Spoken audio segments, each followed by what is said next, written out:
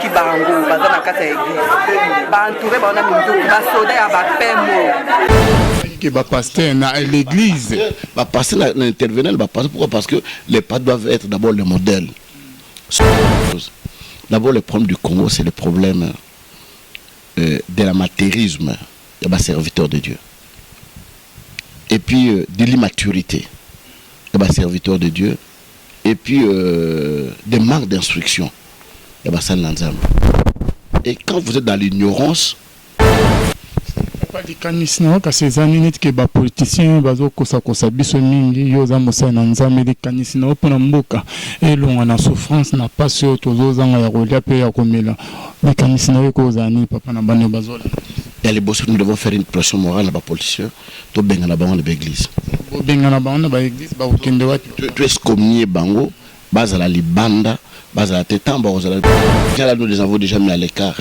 Ngala na taille dimanche mon lobby makamba obono nzambe maboboy bozate si on me couleza nzambe abeta que Dieu puisse frapper et ça va pasteur et ça va politicien et ça va nan le boko ya nzambe mo panga na et tellement likolo na bango il y a un temps pour tout tant au bon de l'anzambe tant que le nzambe ça là mais c'est plus le temps la souffrance a atteint un niveau insupportable donc to cause sur wanate to bengani bango na l'église to excommunier bango na kata l'église alors à quelle la faute c'est notre faute mais Congolais à réveiller à comprendre où tu vois puis tout qui parce que niveau est commis même Nyamazara même quand même dans honneur qui montre Congolais et tout ce que j'ai dans ma vie dans eu en Nzela ya Nzambe dans eu en Nzela politique chaîne na télévision dans eu Nzela Nzambe ba école na tongi Nzela Nzambe ba bilanga na salaka tout ça et Nzela Nzambe je n'ai jamais eu quelque chose en politique ils ont monté ma bé bateau pour la battre belle voilà nous avons beaucoup souffert na calmonie hein to souffrir même de ba poto ba ki jamais na wana ba collabo na bo ils ont motema mabe ba congolais voilà pourquoi mboka oyo moye kene liboso ezalité parce que quand c'est la moto mabe place mabe ezalité quand c'est moto mabe place le moto ça de l'autre côté c'est ça dans l'ensemble mais en réalité ce n'est pas le cas moi je ne me bats pas pour moi. Je me bats pour le peuple congolais à telle enseigne que congolais il faut tout changer mboka changer tout ça malamu lokola okena bangola wan malgré pas ces albums mboka mususu mais on peut battre même baliar na tongo déjeuner na tongo na midi tout ça na pourquoi aux hommes na moto je transporter accueillir tout ça mais ici ce n'est pas le cas ndingo mbule beti boyimi to ko tambola ta o tambola nzalani et si le juste multiplie le peuple est dans la joie comme dans notre pays. Il y a tellement de méchants qui se multiplient. Bazar de plus en plus. Le peuple pleure. Ce n'est pas l'argent qui manque. C'est la volonté politique. Ce n'est pas l'argent. Mbongo ça mboko est belé. Tout ça na maï, tout ça na zamba, tout ça na coltan, donc nakoma ngotanga wati lobi pe tongo tanel biso. Nde motema mabe bandi ko bazo kamba bamuka ke bango mboka oyo ba koko na bango batikala bango za ba ferme na bango ka bato na droit ya kolia ya komela biso za bana misala na bango to sokolo na bango basani c'est tout ce qu'ils pensent mais le compte nous appartient tous tout le monde a droit ya komela mai tout le monde a droit ya kozoy lokomo ya kata mboka oyo c'est injuste la répartition des richesses est inéquitable à telle enseigne que comme répartition za malamu te il y a des gens qui deviennent de plus en plus talent mboko ba immeuble so tongo. Mais dans certains choses, de Bapotouana, c'est pas bien gaillot. Monsieur Alvin, nous autres, immeuble, au Salakawapi, les ressources les années, aux autres crédits, pour ton immeuble à boy. Au contraire, à Wasogi Moutou, à Yibin de Babette et Maboko. Quand vous partez à la prison de Makala, vous trouverez qui là-bas. Des jeunes gens, à Ibaki portable, à Bundaki, à Ibaki 100 francs, à Poche, à Moutou, à Salaki Boye, à Kataki Bijou, à Makala. Mais les gens qui détournent des millions, les colonnes à cravate, mais ils sont là sur qui? Dans des belles voitures, ils sont dans des jeeps. Personne ne les inquiète. Impunité tant aux alliés et rien ne marche. Quand il y a l'injustice, rien ne marche. C'est ça le problème du Congo. Ok, papa, toujours bengana aussi déjà décision que tout boro benga ba politicien nous na ba église bongo bandeko no mususu papa on dirait entre bino bomo ko ezala raté est-ce que so bango ba sepe na lilobo yo lobité ouais les ali kanisa pesi et les gens n'ont jamais été unanimes la décision mobo et trouver unanimité à battre non il y a des gens qui seront pour il y a des gens qui seront contre mais pour moi je pense que nous devons faire pression nos policiers au yabiso parce que nous aussi nous souffrons la preuve est là. Même dans la safran, on ne s'en bat pas. Nous sommes tous les gens qui ont été en la tête. Autour de nous, nous avons un sentinelle Kitambo pour nous attendre comme il Tongo. Mais c'est anormal. Il faut trouver ça normal dans un état comme celui-ci. Mais s'il y a des choses qui ne vont pas, parce que nous les pasteurs, nous fermons nos bouches, nous vendons cacagnien. Le pasteur doit interpeller.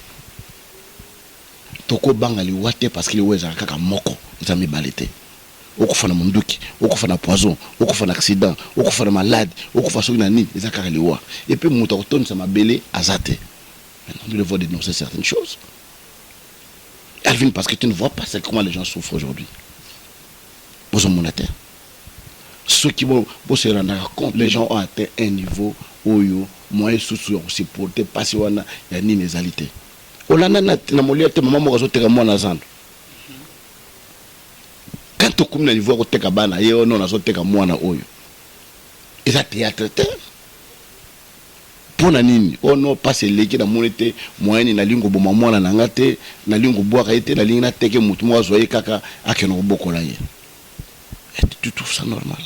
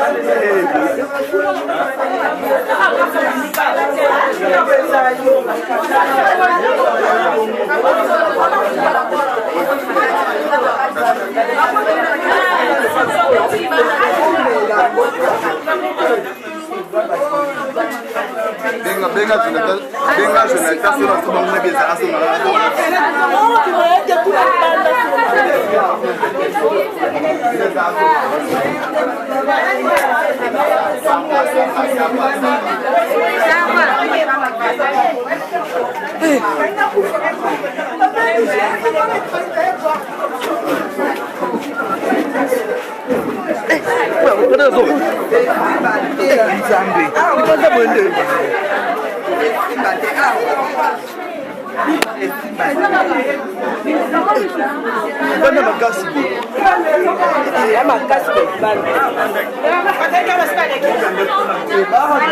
mais gasi ya kati ya makasi eza nzela batakatolika babimi kasi batakaluki bakobake baministre bapesi bango basoda banturaki bango baza na kati ya eglise banture bango na minduku basoda ya bapemo katolike ntango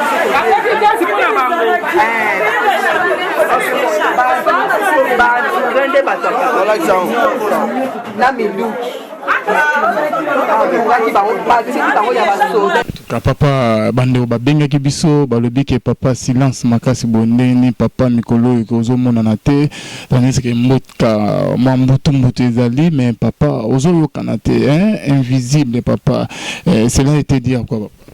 Non, la première chose que nasali dis-moi les bandes en mboka nazaki na poto na umelaki muke pona me reposer et tana yokozonga na moni situation ezaki na kati na mboka. Je pense que Bolandi discours on a autant qui resala par rapport à la position de l'église de réveil au conseil des églises de réveil on a aucun pour le moment tout dans ça discours moko ya makasi et à telle enseigne que même la télévision catholique basang babenga qui pour ça message dans la nation na chaîne na bango télévision ou tout ça les interpellations efficaces pour na etine tel ba policier mboka na biso. Puis mission moko ina uitro sala na kin 24 oyo na gagné to bana campagne ko benga na ba politiciens de l'église de façon que politiciens nyonso tout escomnier bango alors nazo tala ndenge nini bande ko bako yamba message wana parce que pasi oyo tozo mona lelo eza eleki niveau nango pasi ezalaka nango mais cette fois-ci tozo luka kombo so il est pas ces années comme Moussous Oyo et l'équipe combo ya passe de couper ça parce que ça ne va pas. On peut constater que nos politiciens ne travaillent que pour leur ventre. Ils travaillent pour le titre na bango pour la famille na bango et non pour le peuple. Mais à chaque fois le discours na bango balobaka et nous sommes là pour le peuple, tout ça peuple boyna boye, mais en réalité ne travaille pas pour le peuple. Voilà pourquoi on a lancé campagne to benga na ba politiciens de l'église et puis je vais rencontrer certaines autorités ecclésiastiques. Oui, ça va qui attend homme politique à Kofi et Bimiko côté l'église c'était pas ça la messe donc batikango di banda parce que bazana mitemate. Mais papa au lobby que to benga ba politicien na église tant ozonga ki na voyage no papa okina kostala mwa no mo akoma ki ministre parce que au lobby que bo benga ba politicien bana na bino mo ya molimo bada ba politicien papa bazo ke la binote bazo to sa o bozo bana bango te tonde parce que yo ta kotala mwa no mo akoma ministre na kindeki na solola ki na ye on a croit ki koyebisaye je pense que on fait exception des personnes. Parce que il ne faut pas aller dans mon thème. Si on est dans mon thème, c'est mon thème. C'est total en réalité situation où le peuple congolais va vivre les lots. Congolais est locaux. Donc na Brazzaville ko benga na ko beta ko boma. Angola ko beta ko boma. Na poto to le bako de na Afrique du Sud. Mboka moko te Congolais qui n'a pas na valeur. Passeport à Congo ok nango na ba ndeto vanja wana okomi na frontière opesi ba chango pembe na lubiyo zelana ba yamba bat mususu ba ozelisa wana ba question na mususu zomo nango pe sens nango te pourquoi parce que ozaka ka congolais parce que congolais za muto na valeur te mais par rapport na biloko to na ngona kata mboka na biso tozali bato te to ko vivre tozali malgré tous ceux qui nous suivent à la télévision bandi mela ka biso te. Moi j'ai toujours dit je suis fier de moi d'être Kizamena. Fier parce que je l'ai toujours dit et je le répète la terre où même kokate la vie nanga que homme politique a pesangai na pouvoir ben lokobo je l'ai toujours dit mais problème nanga parce que na Kizamena Kizamena za muto ayebana Kizamena zali boyina boye il faut s'attaquer à lui il faut de n'importe quoi mais je suis fier de moi parce que ce que je dis aujourd'hui je l'ai dit à la télévision dans ce discours nanga eleki ba combien on a ba CP dans ba journaux partout les gens ont parlé je n'ai pas mis de l'eau dans ma bouche na za muto na kena la sima couillerte je dis ce que je pense que souffrance na biso lelo est commis à l'extrême soko bimi le banda tala bato bayina sambola na ndako nanga depuis 5 heures du matin na sambola. Si vous pouvez prendre les images parce que you peut qui na ba onza na moko toutes ces gens que vous voyez ba ko sanga bon nous te prendre la prière ta la sala na société ni non o eza bendis ya ko monisa niveau nini mboka ezotambola. Papa, bon, bien sûr, papa, mais tout prier, migné, papa. Tout ça, va prier pour la nation, prier Congo prions pour Congo pour Christ, papa. Nous sommes papa, toujours prier, migné, papa. Mais solution, ils ma karaté, papa, souffrance, il y a Congo, ils ont les kamakas. Est-ce que naïba, ezali, que toujours prier, bien tête, c'est nanzamo, toujours prier, na bango, nzamende, aïbi, bango, l'homme de Dieu, parce que la Bible, toujours, mon, que, sur le côté, na Bible nzale betaki bana Israël mais David ba koti na ba prière ba lelinza mayano ba lobi que souffrance ezobuta parce que non le roi Saoul abomaki ba gabaonite et sengeli que botos alliance o que Saoul a salaki voit même nzama yoko permettre que David abimisi quelques personnes na bokitani ya Saoul abomi bango en public peut a épargner Mephibosheth à cause de alliance na Jonathan biso to sa ba prière eza cause ni nzamba zo yang nolate solution zo zo amate zo prier nde bien te to nzambe nde aibi basani na nzamba ngote donc cause ali bosses ali wanate parce que au bibé David azaki roi akita ki abondelaki tango nzamba linga beta mboka Ninive atindi Jonas akinote na mboka na mais le bike banana mokonzi mboka tina banyama bakelaki mais est-ce que vous voyez ces gens venir dans nos églises pour prier attends le but zo bonde la prendre mboka na stade ces gens ne viennent pas. Ces gens ne contribuent même pas. Nous avons fait une campagne de minene na mboka oyo.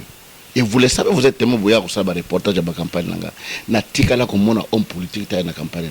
Na tika la comme on a soutenir biso que voilà même bandero lango to pesebino. Au contraire, to fout quand même mbongo ya ko tshaba bandero na kada ville Kinshasa. Nous payons ces taxes là. La publicité nous paye encore cher dans la chaîne nationale. Donc je pense que le problème est que erreur de ça biso pe ba chrétien. Toujours semble pour la bateau il va y nzambe. Moi j'ai toujours mené une campagne au bateau bateau ba y nzambe. Par contre la politique, si vous tanga ba université mo na bateau wana, ba l'équipe bino ne loko mokote. Ba muso exemple ko ba zaki mayele te ko le kabino ba chrétien. Ba zaki na bon kaka boye, mais peut-être une chance pour ne connaître mo zaki na poste mo boye, à pistonner, peut-être à côté na loko mo boye, à une chance wana. Mais il y a des chrétiens qui sont très intelligents oyo, ba ko parce que dans de telles situations, il faut intervention en nzambe. Aux ministres aux présidents de la République, aux Premier ministre, au Fukami, Nzambe. Na mayele na ngai nazomona te place na komi mabato oyo. Sunga ngai kangola nga pesa nga mayele. Eloko ni nakosala. Taba ko éclairer yo. Muto yebi Nzambe te. Eloko ni nosenga. Bobosa na tete mona jande ko sa combien pesa ka. Bakena na Égypte na ba pyramide. Po ba meka ko tala ndeli ba umbela na pouvoir. Banganga wana ba marabu basenga banka ke eloko moko. To senga bino orte mbongo te loko moko te to linga ka peuple na bino a souffrir bino botikana na pouvoir bandima papa siko bandima bien sûr sans que bino basana nzan toyebi papa ndenge nzamba salela bino papa perso continue kosalela makasi ngana mona vraiment le boko na nzambe sima na yo papa ba miracle sala nzamba salela mingi papa mais pourquoi pas que nzambe peut ko délivrer mboka na ba prière na papa ezanini satana leki nzambe te ki sangungi munya ko banga ki sangumi te na ndongo to betali sur la pyramide papa.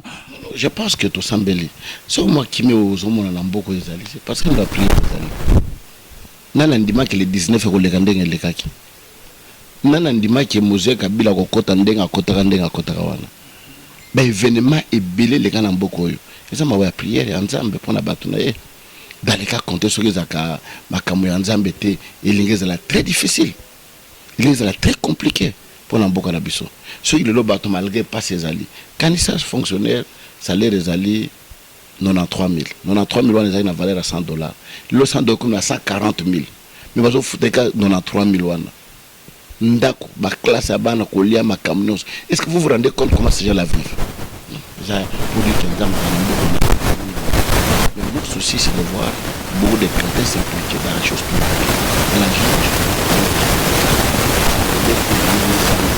parce que nous est bien ensemble asa le rabanga azana posa ko massa banda ko mituka ba nini pona ya monike vie suka wana mokili mais mutu ebinza mabi que un jour je rendrai compte na mutu moko ata nazumi tuka ata nazumi nini kolela bato bazali kolela pasi bato bazali komona un jour ata wana mokili ngai nazana nyoso nazana minduki nazana bato nazana boye nazana sécurité tout ça mutu akosala eloko kozala te mais mutu akela bato nyoso un jour tu rendras compte devant moto wana mais so mutu ebinza mbete il s'en fout de tout erreur eza ya bino ba chrétien botika pouvoir na maboko ya ba occultiste ya bato ba ebinza mbete bazo kota bandako anganga bazo nyokola bato parce que satana ideni na malama kopesa pour ça ça que muta souffrir le corps muta souffrir atika nzela nzambe akino lukanga c'est ça la méthode qu'on est en train d'utiliser aujourd'hui. Papa bandeo bazolanda papa parce que depuis kala nyonso wana papa il y a eu d'autres personnes benga baloba que non papa azamu to pouvoir bona bomeyo cette fois-ci oyena mo kanda mo bozo bana kanda na passe na motema papa ezanini parce que ba pesio mukongo bazo ki pe su ba pasteur te to ba pesi bino mbongo te na ndenge ke epanzana que non pouvoir et pesa ba pasteur bon point ko corrompre bandimi o comment corrompre bino papa. Non, eza bozoba ba congolais. Congolais mutuna ye salakate. Congolais to réfléchir à mokose. Congolais aluba makamu mususu uyu amoni kudote. So autant journal mo ezali awa. Non na kutana ina chibala na zaki na réunion na ye ba pesanga poste poto pekisa bato a marché te boina boy tout ça. Banana botama na mona na chibala na misote à part na télévision. Boina nzela tambot na pesete. Mais je raconte, ils ont les réseaux sociaux. Ba Congolais ba loba bon tia ba loba kaka ba passer à Pierre Bombo est-ce que bateau à Pierre Batombo na yebite même ba passer bo loba ba pesa bombo si ba passer on me église na bango za locataire banda ko na bango ba locataire batam na mikuto ko occasion oyo ekokufata 3 fois nzela bana batke moi depuis que je suis ici na tikala ko zwata 1 centime de maboka pouvoir d'abord opesa pour nani na kufeli mwana nanga na za député en fonction. On connaît un ami dans la souffrance. Naza député na fonction. Même boya sala nanda konanga. Soka kufina kozwa dela na kopesa ya ke no chata mona na ye. Na peut-être $10 sur mata kaze ya coca à servir bateau boya na matanga na ye. Mais moi j'étais député en fonction tilelo. Ba boya kopesa mbongo wana. Yebisanga si ona bango nanga relation ni toza nango. D'après bino. Naza député na gagné l'élection au les mains na ville à Kinshasa. Na bima première élection.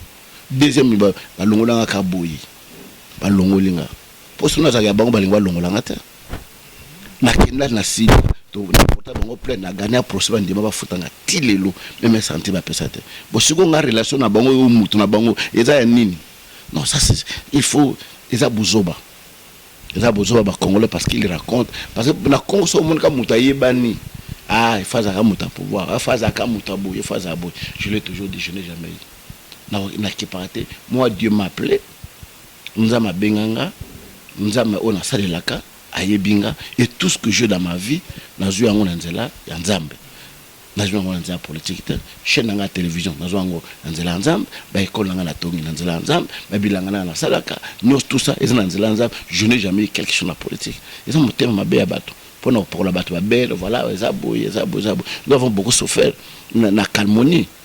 To souffrir même de bapoto bakizame na wana bakola bobo na bo eza motema mabe ba congolais voilà pourquoi mboka oyo moye kene liboso ezalité parce que zo kanisela mutu mabe place mabe ezalité zo kanisela mutu mabe place eloko mutu asali eloko te c'est ça dans l'ensemble mais en réalité ce n'est pas le cas moi je ne me bats pas pour moi.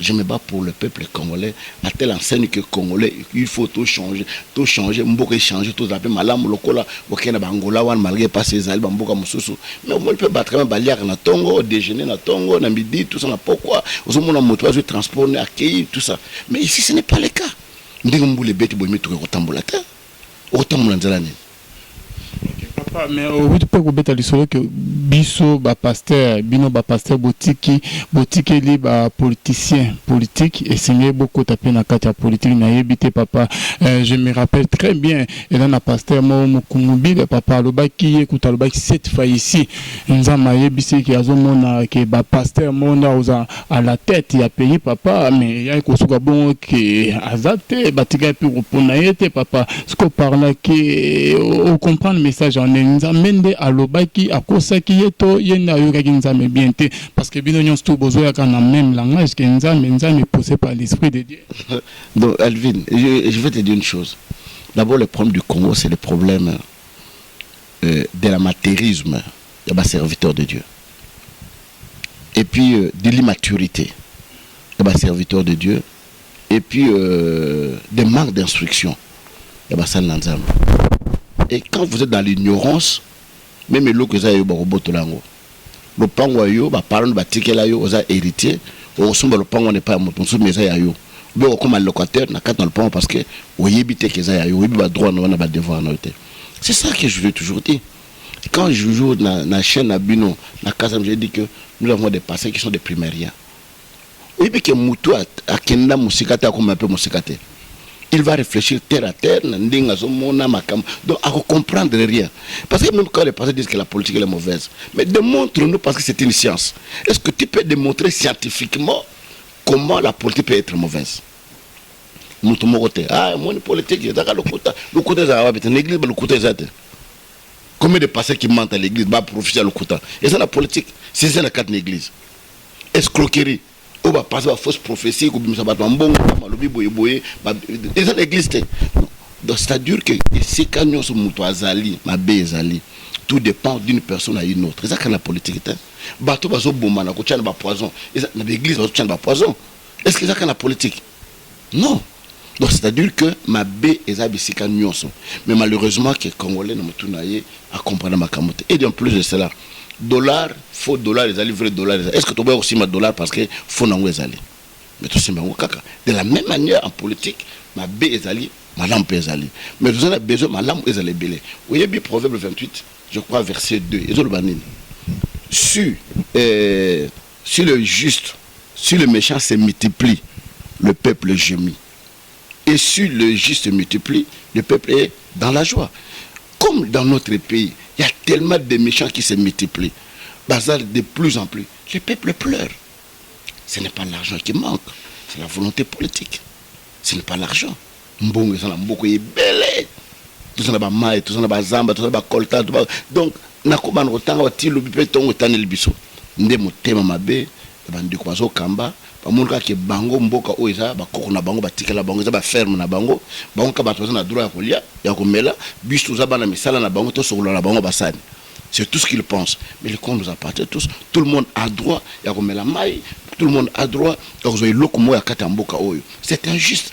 La répartition des richesses est inéquitable. À telle enseigne que comme répartition za malamote, il y a des gens qui deviennent de plus en plus tala na mboko ba immeuble zo tonga.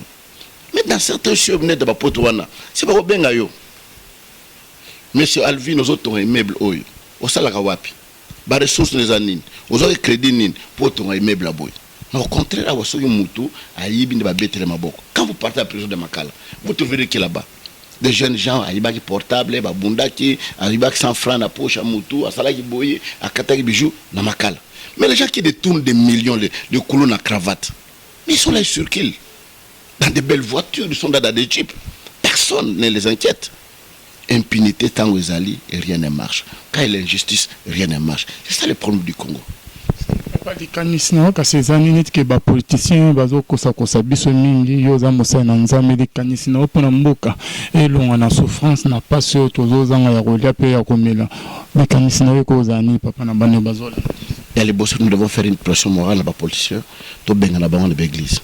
Benga na bango de l'église ba okende wati. Tu es communié bango, base à la libanda, base à la tétamba aux la libanda. Ah, benga la assemblée à la libanda bo vina nga aux andeni. On les excommunie des églises parce que les politiciens papa na kati yo malobate o benga ba pasteur bazo mitamu samabete ndenge Paul a benga naka a livrer ki bango au diable yo zo benga ba politicien papa parce que tozo me Paul a benga naka ba bazama ebele ba filette ba fergeron ba imene tous ces gens là nous les avons déjà mis à l'écart ngala na taille dimanche mon lobby makamba bono nzambe mabobo ibozate si on me koleza nzambe abeta. Que Dieu puisse frapper. Et ça va pasteur, et ça va politicien, et ça va nan, le boko nzambe mo pangana et tellement de colonne à bango. Il y a un temps pour tout. Tant qu'au bon de l'anzam, tant qu'au l'anzam, mais c'est plus le temps. La souffrance a atteint un niveau insupportable. Donc tokoza sur wana te to bengani bango na l'église to excommunier bango na kata l'église et de deux so l'élection kozala il faut que sanctionner sévèrement malgré mboko bon que voulez-vous qu'on passe ta moto ina lipa ndeko moko ya Rwanda azako leka na réseaux sociaux mo na Londres alobani alobi Congolais azakazoba so opesi mbata ata obotile loko tant opesi bonbon à seki na ya bosani ko betaki ce qui se passe dans notre pays ces gens là avaient raison le même gens qui nous font souffrir aujourd'hui lobi bengo biso to ke ne betel maboko na nzela alors à quelle la faute c'est notre faute mais Congolais a réveillé à comprendre to wuti wapi to kenwa parce que niveau est commis même nyamaza même quand même na honneur qui montre Congolais.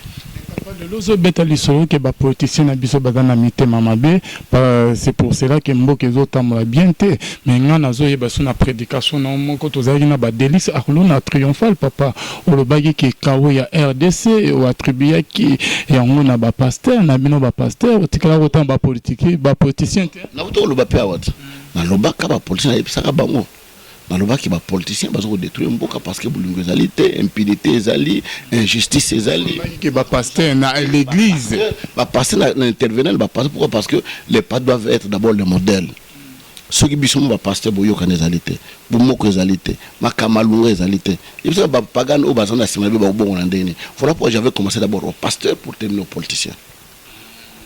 Cette fois-ci, oyo boso qui sont ba politicien même papa kanda oyo on les bosso za na te wuti liwapi kanda na bolingo wana ya ba ndeko bazo souffrir otikala jamais ko loba modèle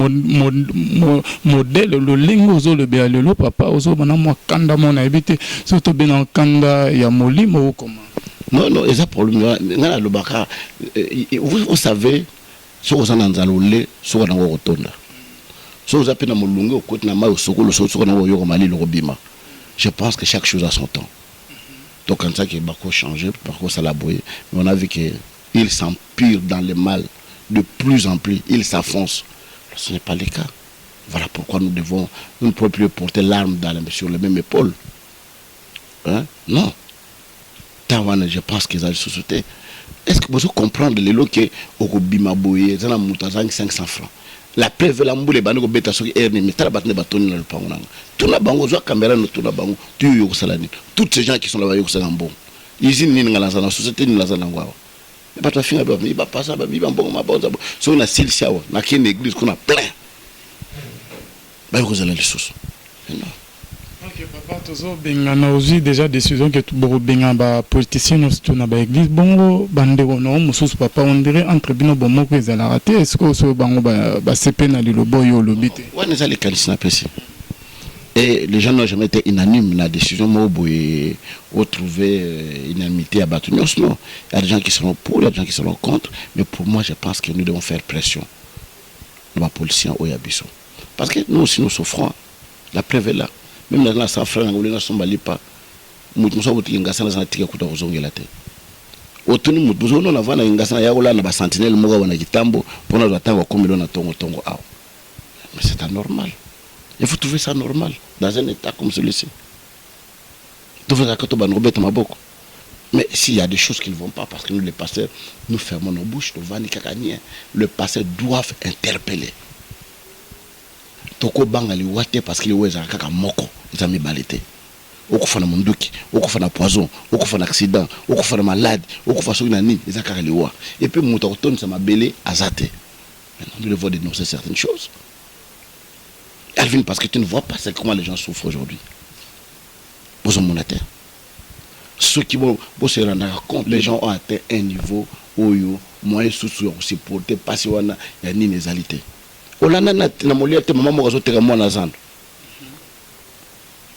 quand on na niveau koteka bana ye ono azoteka mwana oyo eza théâtre te pona nini ono passe leki na monete moyenne na lingo boma mwana na ngate na lingo boaka ete na lingi na teke mutu mo azoye kaka akeno bokola ye et tu trouves ça normal tala bana bazo boaka na balabala dernièrement na mona avant-hier balaki mwana moko ya mwasi mwana 9 mois maman tu bois na sac à kenaye pour la nuit on a dépassé l'équipe est-ce que vous trouvez ça c'est mokilini no antozali pendant que ça to bien point ko sou ça to bien ba politicien na ba église yosko monindeni papa délivrance ya Congo On dirait, au niveau rejoindre Mokongobi, que non, il faut un pasteur, un homme de Dieu à la tête du pays, une délivrance et salami.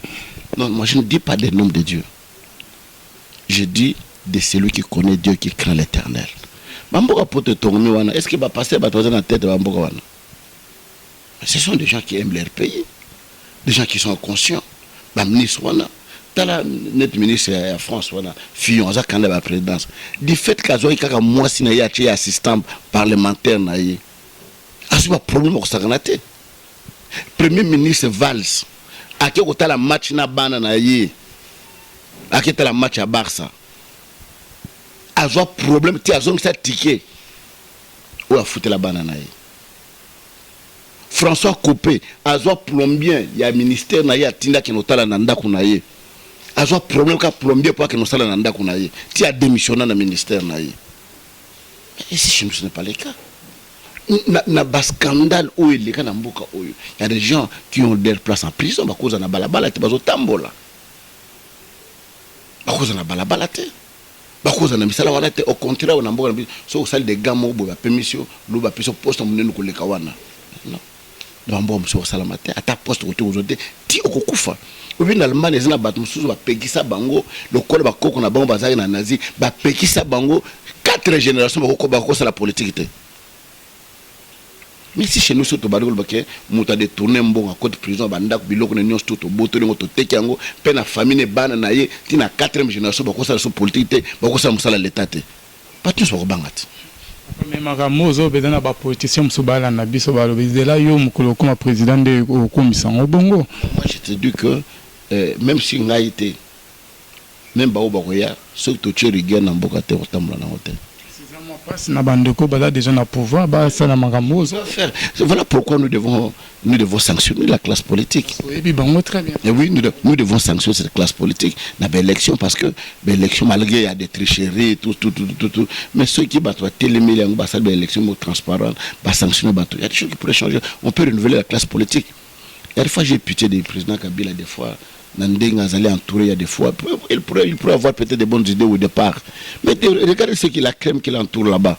C'est des gens qui étaient avec Mobutu. Et c'est le même système. Où Mobutu a divisé l'opposition, a débauché Mouto, à Tchéi. J'ai parlé dans mon discours. Dans le plein Kiango. Et puis, moi, il y a des recommandations, je dis, je demande au président de la République de négocier avec les vrais rassemblements et de ne pas faire les débauchages des tristes mémoires. Dans le plein Kiango, le discours là. Et c'est le même système. Les vrais rassemblements, papa, ils ont réunir les 9 plateformes. Comme rassemblement, président Non. Mais non. C'est ça. Il y a une église qui est l'église. On va membre de la puissance. Un vrai rassemblement, papa. Tandis que Premier ministre, vrai rassemblement.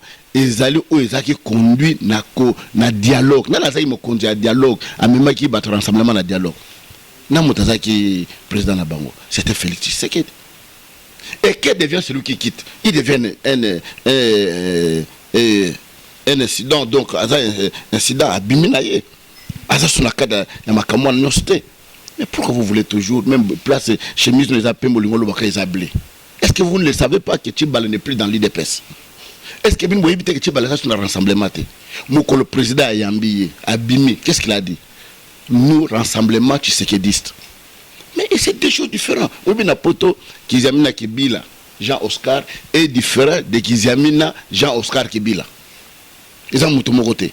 Même Yoso Batinumbo na Western Union. Ok, kuna bache Alvine Kayaba. Kuna bache Alvine Kayabi. Vous voyez que vous avez deux personnes différentes. Mais pourquoi vous devez rendre les gens comme on était des aveugles? Nous devons savoir que les rassemblements tshisekidistes et Zalakate, on a que les rassemblements. Et les rassemblements tshisekidistes ou Ebimi, ce n'est pas le cas de l'ensemble de l'opposition. C'est autre chose. Mais Batou Bachiwana ou Bazo, quelle popularité ils ont? Aux contre Premier ministre autonome. Il va quitter la Loba, on a télévision après avoir causé beaucoup de fils. Dans le bail que c'est déshabiller Saint-Pierre pour habiller Saint-Paul. Ça ne changerait absolument rien. Il faut changer. Et l'oubli au monde dollar, ils ont maintenant combien? Et on change le commodoteur. Nous avons besoin. Moi, en changeant le on a 14 et le on a 13 et combien à 14. Na portable na ndenge zawana. Si on a pêché au monde numéro mon côté ya mutu opposition ou bien mutabo jamais je parle avec. Je parle en tant que Congolais. Pas tant bato la ça mutabo ça mutabo non, je parle en tant que tout Congolais. Ozo mona ki makamamboka na ezo tambola te. Ce n'est pas question aux opposition, aux majorité, aux abonnés. Non, nous parlons en fonction en tant que Congolais. Comment parce que na posé qui est ba question botela na sini na biso ba question on soit na Kizamina Kibila Jean Oscar a répondu ki biso. Alobaki aza côté ya pouvoir te majorité te bien aimé a ke écoute musika ko lobaki ko faut essayer ko binga ba politicien na kata église alobaki ba makambo ebelo na émission OK bande ko mususu ba pasteur mususu ba grand mususu ba zoaki vraiment courage ya ko lobango te Kizamina Kibila a osé de dire ce que les autres pasteurs bakoki kozwa courage ya koloba kokai kozwa courage ya koloba on te temps na benga bango ton sein émission bien aimé Kizamina so on a kozala ndenge nini esengeli pona to prier pona pasteur na biso Kizamina Jean Oscar bien aimé dans le Seigneur, bien sûr que Azali en danger, bien aimé. Au juste esengeli to l'année et là ils ont tout sanga pourquoi ba attaquer ba église mususte ba ko attaquer ka église à pasteur Kizamina. Pourquoi Bambila bakotiti na église en pleine culte bien aimé? Pourquoi Bambila babeti ba gaz? Pourquoi Masasi et betami na église ya Kizamina Kibila et l'église des réveils? Bamaramongo et que catholique au côté là ba catholique. Après marche pourquoi le lot bilo rabon et sami na église? Ba ko attaquer ba église mosuste des réveils. Pourquoi kaka évangéliste Kizamina Kibila? Peut-être pas m'aramoiser mais trop découvrir en haut si c'est là bien aimé dans les seigneurs ni et causé et en haut bien aimé restez toujours connectés la meilleure site nabino la voix céleste pour la promotion chrétienne et si kabonzambe et qui t'a ramené mon amaloba pena misala toujours pour la compéter les vraies informations bien aimé dans les seigneurs et seigneur tout ça ni Kizamina Kibila asali azali na kamoko asali exception bien aimé dans les seigneurs parmi ba pasteur mususu OK bango la qui se position na bonté ya la qui se position na eza kamo exceptionnel ou comment bien aimé to redécouvrir au juste ezani makamoyo et bandara boy ngana kosinga kaka ke ko prier ko tika nyonso na maboko na Nzambe. Un grand merci na filo moko ya motema Bivens de Homo depuis Londres na maman Gisèle Lukelo motema et ya papa na biso Emmanuel na Boston na pasteur Feza Misi à la bouche autorisé de l'Éternel nanga moisiri qui côté kuna na Suisse na bosanité na maman Malam maman mami mbonga motema ya papa Blaise mbonga na Suisse bonzambe na bonzambe lola ezofuta sima na onto lobake nzama boy to croyez de ce soir puis restez toujours connectés sur votre meilleur site la voix céleste bien aimée dans les Seigneurs pour nous voir les vraies infos les vraies informations qui sont nettes et clair nandinga kibonzambe tozo bima bien aimé tozo kene na église ya pasteur Kizamina pour nous découvrir que au juste cette décision nini ezwami kuna bakanga église bandeko bakufi ya de blessés ou comment pourquoi makamunyo so islamika na église na ye to découvrir en tant que calamité peut to keno kokuta na leçon na ba pasteur musu kokuta en contexte ce qui que cette fois ici bakolinga koloba bien aimé dans les seigneurs restez toujours connecté na meilleur site na la voix céleste c'est parti.